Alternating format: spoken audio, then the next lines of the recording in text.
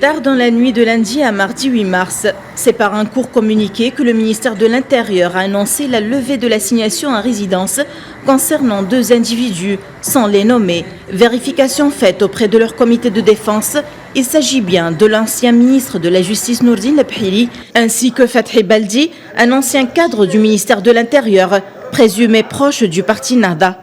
Politiquement, et selon des observateurs, cette libération intervenant au moment où les rumeurs se multipliaient autour de l'état de santé critique de Nourdine Lepghili. On peut comprendre du communiqué du ministère de l'Intérieur que Nourdine Lepghili n'est pas absolument innocent, mais cela reste une juste interprétation.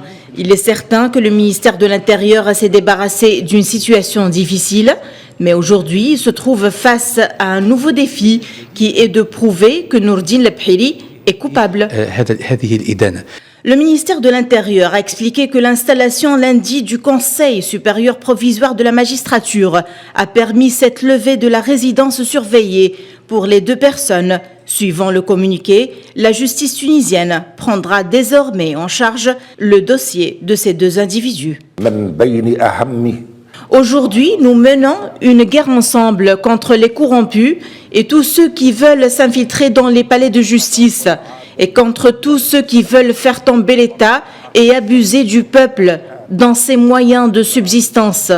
Vous avez maintenant juré l'indépendance du pouvoir judiciaire et l'établissement de l'État ne sera qu'avec un système judiciaire équitable.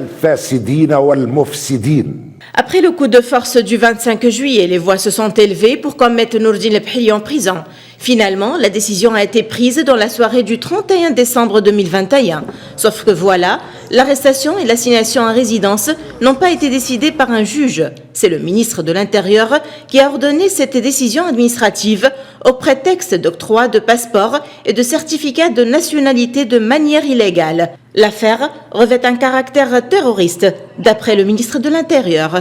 Finalement, Nourdine Lepghili est la première personnalité de haut rang de Nahda à être placée en détention depuis que Zine Abdine Ben Ali, qui a été évincé de la présidence en 2011, a emprisonné des dizaines de hauts dirigeants et des milliers de membres du parti dans le cadre d'une campagne visant à éradiquer le mouvement.